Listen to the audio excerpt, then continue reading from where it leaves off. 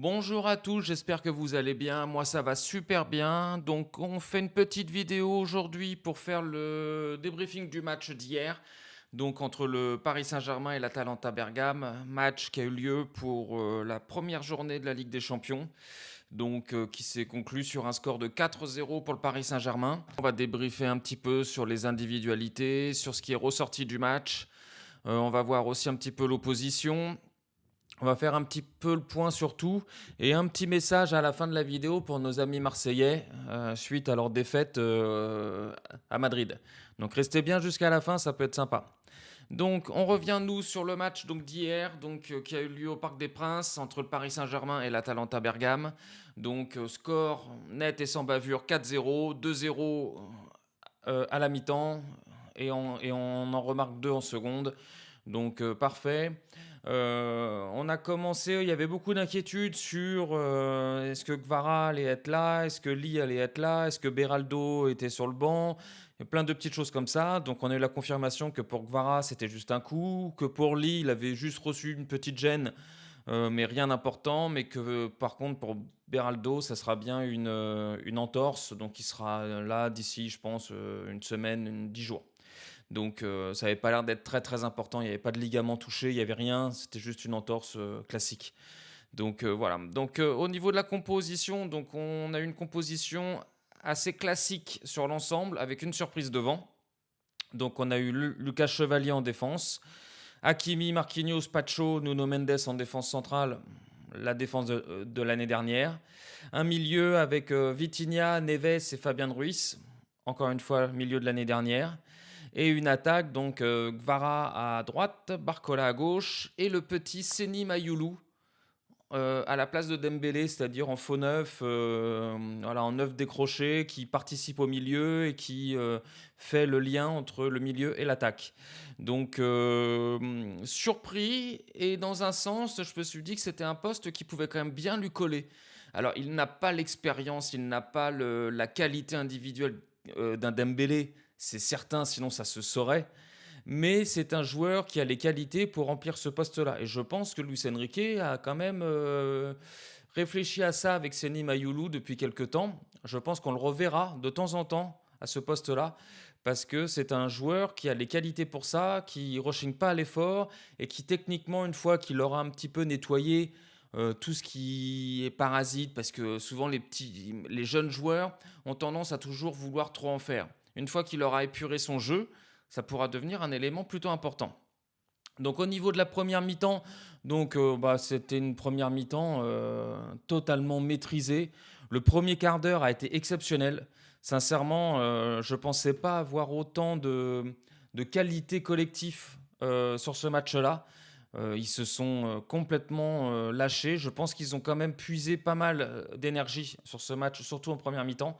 Donc, mais vraiment, on n'a rien laissé du tout. On a fini la première mi-temps avec 70% de possession de balle. Je crois que l'Atalanta n'a pas cadré un tir en première mi-temps. On les a pas vus. De toute façon, c'est simple. On les a pas vus jusqu'à la 20e. Après, on a descendu un petit peu le rythme, donc ils ont pu essayer de combiner un peu.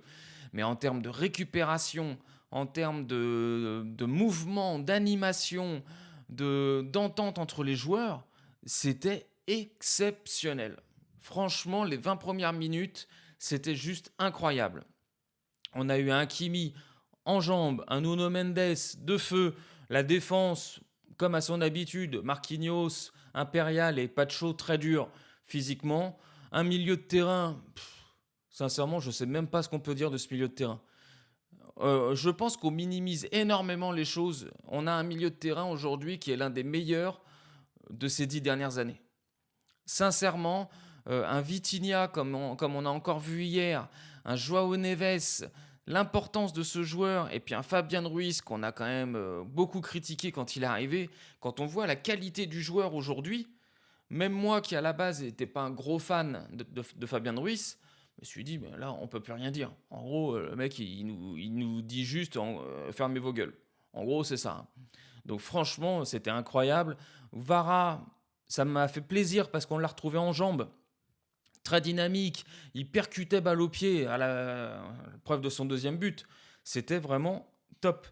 Barcola, très intéressant Barcola, mais alors par contre, va falloir quand même à un moment donné que Luis Enrique lui en parle, mais il a une nonchalance devant le but, c'est juste hallucinant. En exemple, son penalty. Mais comment tu peux tirer un penalty comme ça? Mais c'est pas possible.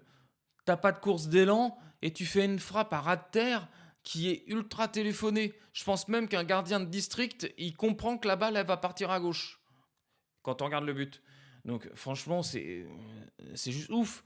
Il a eu des opportunités, il a eu des occasions, il a eu plein de choses, mais il a une nonchalance.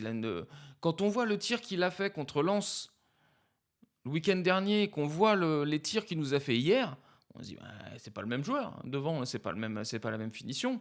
Donc il va vraiment falloir qu'il travaille sur ça parce qu'il a des qualités énormes. Barcola, il a des qualités énormes. Donc vraiment, il faut voir. Mayoulou, je l'ai trouvé intéressant parce que je trouve qu'il a bien rempli son rôle pour aller gêner donc les relances au niveau des défenses et puis du gardien. Il a bien géré son rôle sur le fait de descendre de temps en temps, apporter un surnombre au milieu. J'ai trouvé ça intéressant. Et évidemment, il a tous les défauts aussi de son jeune âge. Techniquement, parfois il est un peu brouillon.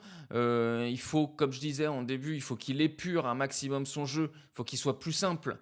Il faut qu'il prenne l'exemple sur un Joao Neves. Joao Neves, il en fait jamais trop. Il fait exactement ce qu'il faut pour être performant. Et Mayoulou, aujourd'hui, doit faire la même chose. Donc, première mi-temps, sincèrement, qui a été très très bonne. On pouvait en marquer plein d'autres. Sincèrement, si on finissait la première mi-temps à 3-4-0, c'était pas, c'était pas trompeur. Sincèrement, il n'y avait pas de problème. Je crois même que Lucas Chevalier n'a pas fait un arrêt. Ils l'ont interviewé à la fin du match pour savoir si c'était pas trop ennuyé. Ah bon, c'est toujours un petit peu dérangeant de dire ce genre de choses parce que quand il a pas besoin, quand on n'a pas besoin de lui, ils vont aller le dire, bon, vous n'êtes pas trop ennuyé et tout. Mais le jour où on va avoir besoin de lui et s'il fait une boulette, il va se faire allumer comme un ouf. Moi, j'aime pas trop ce genre d'interview comme ça, un peu facile, parce qu'on sait que le jour où il aura fait une boulette, le même mec qui lui a posé la question hier, il le plombera. Donc, j'aime pas trop ce genre de truc. La deuxième mi-temps, donc oui, en première mi-temps, on a encore vu Luis Enrique en haut, au parc, pour avoir une vue panoramique sur la pelouse. Donc comme il a expliqué, hein, il a vu longtemps les sélectionneurs, les entraîneurs de rugby faire ça. Et c'est vrai que quand on regarde un match de rugby, on voit que les entraîneurs sont souvent en haut, parce qu'en fait, il y a une vue panoramique que tu n'as pas quand tu es au bord du terrain. Au bord du terrain, tu as quasiment une vue en 2D parce que tu es à hauteur d'homme. Donc c'est très compliqué de voir la profondeur exactement et puis voir tous les mouvements. Mais là, franchement, très très bien. Et puis comme prévu, donc en deuxième mi-temps, il est redescendu. On a géré la deuxième mi-temps. On a quand même marqué 2 buts, hein. Même en pure gestion, on a marqué 2 buts. En termes de possession de balle, on est descendu de 70 à 65. Je crois qu'on a tiré autant de fois. Il y a juste eu 2 tirs de la part de l'Atalanta. Donc sincèrement, un match totalement maîtrisé. Il n'y a eu aucun problème. En termes de performance de joueurs, si on doit faire mon top 3, je dirais, allez, en troisième, je mettrais Gvara, parce que je le trouve très très bon et vraiment très très agréable. Alors, je suis embêté parce que si c'était moi, vraiment, je vais être sincère avec vous. Si c'est moi, Vitinha est l'homme du match de tous les matchs. Parce que je pense qu'on ne se rend pas compte de l'importance que peut avoir ce joueur. Sincèrement, on ne se rend pas compte. Alors oui, parfois il marque pas, il fait. Mais l'importance dans le jeu, il nous fluidifie le jeu. Un coup, il tente des petits espaces, un coup, il change de côté, un coup, il accélère, un coup, il repasse derrière pour calmer un peu le truc. On ne se rend pas compte de l'importance de ce joueur. Donc, je ne vais pas le mettre en homme du match parce que même s'il mérite, mais bon, bah, voilà, donc je vais le mettre deuxième. Et puis en homme du match, je vais mettre Nuno Mendes, parce que je trouve que son match a été énorme. Énorme en termes de percussion, de dribble, de puissance, de motivation, de détermination, à l'image de son but qui est juste magnifique. Il a tout pour être je pense qu'il l'est même peut-être déjà, il a tout pour être le meilleur latéral gauche du monde. Franchement, je pense qu'avec Hakimi, aujourd'hui, on a les deux latéraux les meilleurs au monde. Je vois pas un mec aujourd'hui qui peut rivaliser avec ces mecs-là. Sincèrement, on a une défense l'une des meilleures au monde, on a un milieu de terrain aujourd'hui qui est l'une des meilleures au monde. Je pense que devant, on peut que s'améliorer et on est à deux doigts d'avoir l'une des attaques, même peut-être la meilleure attaque du monde. Sincèrement, pas besoin des mecs comme Mbappé, comme tous ces mecs-là. Moi, quand je vois là hier, on a des individualités qui sont magnifiques, mais alors quelle puissance collective! Mais quelle puissance collective! C'est juste dingue. On a prié pendant des années pour avoir ce qu'on voit aujourd'hui et on l'a enfin. Et comme par hasard, tout va bien à Paris depuis ça. C'est juste incroyable. Franchement, le match d'hier, ça m'a fait super plaisir. En plus, évidemment, le plaisir suprême, Paris, premier du classement en Ligue des Champions. Ah, franchement, quand on se souvient l'année dernière, on était 25e, ça piquait, et là, on est premier. Alors, bon, on va voir le prochain match qui est contre Barcelone. Ça sera sans doute d'un autre niveau, ça, il n'y a pas de souci. On le perdra peut-être parce que ça sera à Barcelone et que je pense qu'ils sont peut-être un peu plus en forme physiquement que nous. Mais encore une fois, là, on est premier, on savoure et c'est très très bien. Donc vraiment très très intéressant sur ça. Donc voilà, donc superbe match. Je ne sais pas ce que vous en avez pensé vous, n'hésitez pas à me le dire en commentaire. Moi j'ai trouvé ça vraiment top et si on continue comme ça, on aura des matchs beaucoup plus durs à venir, c'est certain. Mais comme je vous l'avais dit avant-hier dans mon avant-match, il faut impérativement qu'on gagne ce genre de match au parc déjà et surtout contre des équipes plus faibles. C'est que comme ça qu'on y arrivera parce qu'on sait qu'il va y avoir des accros contre le Bayern qui est quand même, me paraît très très fort, le Barça qui me paraît très très fort aussi. Donc on sait qu'on va avoir des accros, mais c'est dans ces matchs-là qu'il faut impérativement engendrer le maximum de points. Donc voilà, donc c'est chose faite, le match super. Bon, on a eu la petite blessure de Joao Neves, il a senti une petite pointe derrière la cuisse. De toute façon, on le sait. Encore une fois, on le sait que cette saison, ça va être difficile. C'est pour ça que beaucoup de gens comme moi, on avait espéré un mercato un petit peu plus large, parce qu'on sait qu'on va devoir gérer, surtout en début de saison. C'était certain que jusqu'au mois de novembre, on allait avoir des pépins physiques.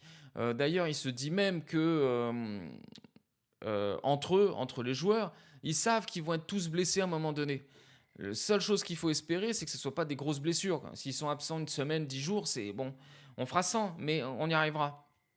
Mais là, bon, Joao Neves un petit peu blessé, on a récupéré Fabien Ruiz et Mayoulou. Warren, logiquement, va prendre la relève, donc ça peut lui faire du bien.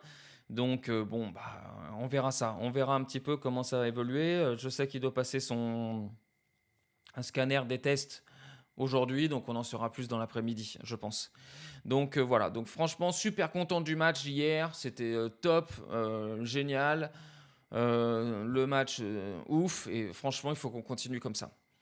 Donc maintenant, je voulais juste revenir, pas longtemps, 2 minutes, sur la défaite de l'Olympique de Marseille à Madrid.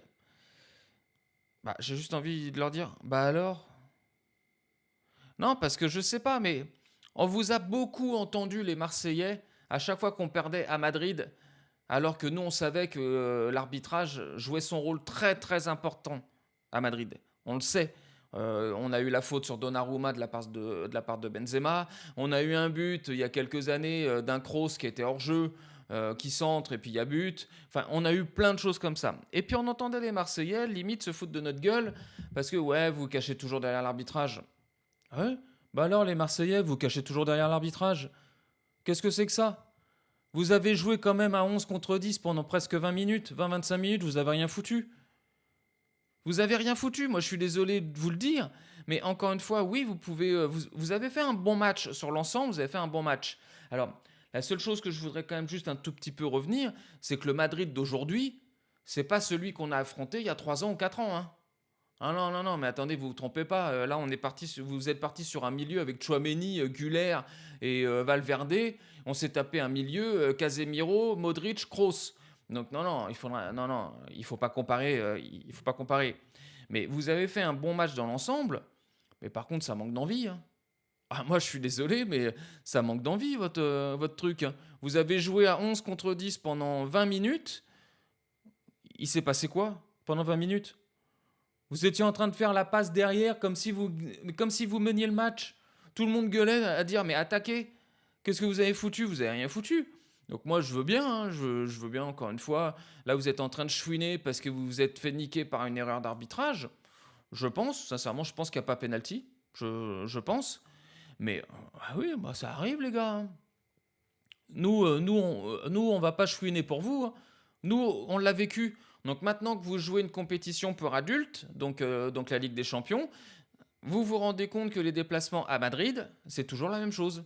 Donc maintenant, je pense que vous éviterez de venir quand Paris vivra une injustice comme ça, vous éviterez de venir l'ouvrir. Restez humbles, les Marseillais. Ça fait longtemps que vous n'avez pas joué la Ligue des Champions. C'est pas, vous la jouez pas régulièrement. Donc restez humbles. Oui, vous êtes fait niquer par le Real Madrid. Oui. Ah oui, ça, y a pas de problème.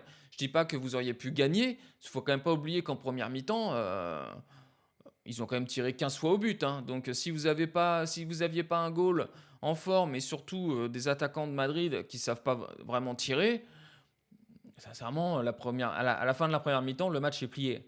Donc vous auriez peut-être pu éviter de perdre, mais moi, sincèrement, encore une fois, bienvenue à Madrid.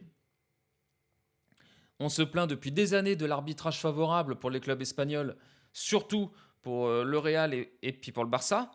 Bah maintenant, vous avez compris ce que nous, on a vécu. Nous, on a vécu ça 2 ou 3 fois contre Madrid, et puis on a vécu la remontada. Donc voilà, donc maintenant, vous savez.